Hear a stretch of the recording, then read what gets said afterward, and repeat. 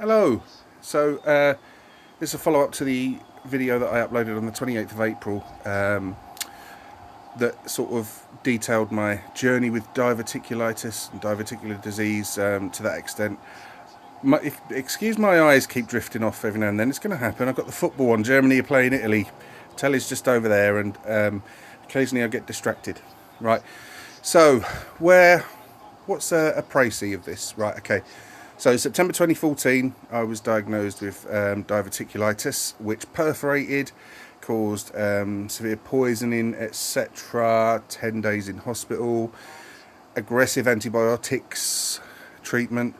Was under the threat of having to have emergency surgery, which would have resulted in a stoma. You know what a stoma is? It's where your bowel, instead of being reconnected to your rectum once the diseased part is taken out, to allow it to heal sufficiently, they bring it out through your skin, and you wear a colostomy bag for a short while. Then once everything's healed up, they give you another operation to reconnect it all back together. Now at the time I'd just about dodged that bullet, so of course I was happy with that.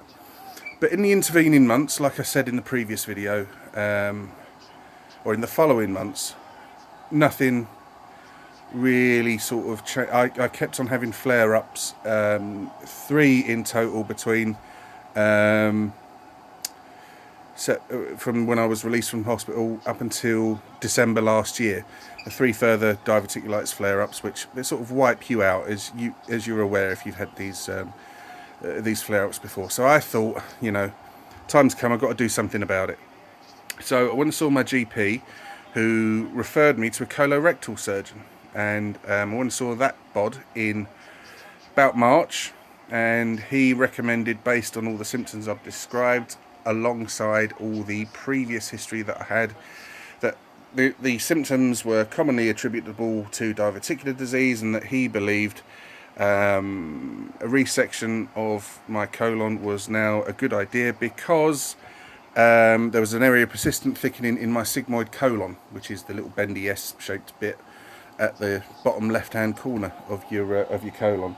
So before I could undertake any surgery processes, I had to check that I was fit enough to go through with them, which meant I went on what's called a cardiopulmonary exercise test procedure, which was governed by an anaesthetist, and the purpose of that procedure was to gauge how fit I was to undertake an operation, because obviously, you know, it's major surgery and they've got to make sure that you are fit and well enough to be able to undertake it. And it involves sitting on an exercise bike with a soppy looking mask on your face, and you pedal for as long as you can. All the while they're adding increased tension to the load of your pedaling, so it's like you're pedaling uphill gradually, and you stop when you at the end of it, when you're blowing out your arsehole, and then they look at all the stuff that's been analysed, and I failed. He wasn't happy to recommend me to go forward for surgery, so he then enlisted me on a programme at the hospital aimed at getting me through that test, which was like a 2-week exercise period of 2 sessions a week, 1 hour a time. It's like mini circuit training and stuff, you know, and it was actually quite a laugh. There were a good bunch of people down there, and the end result of that was, together with other work that you had to do yourself, your cardio would improve, your weight would improve. If you look at me in the previous video, I'm a little bit chinny, well, I'm very chinny, to now I'm not quite as, so it did work. I lost about 1.5 stone overall with the other exercises that I did in my own time. So 2 weeks ago I had my second cardiopulmonary exercise bike test. Sorry, eyes just went down there, something happened in the game. My second cardiopulmonary exercise bike test, and as a result of that exercise program I'd been placed on and what else I was doing, I passed.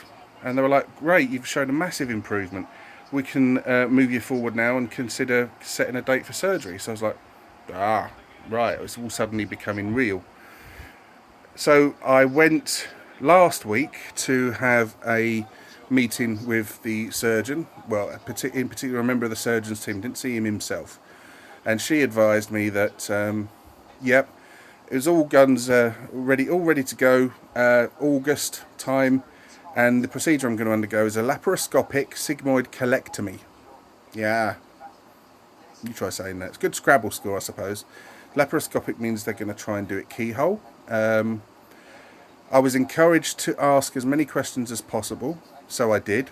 But sod's law being that as soon as you come out of there, you always think of 3 or 4 more questions that you should have asked. But I've got to go and see them again soon, so I'll ask them then.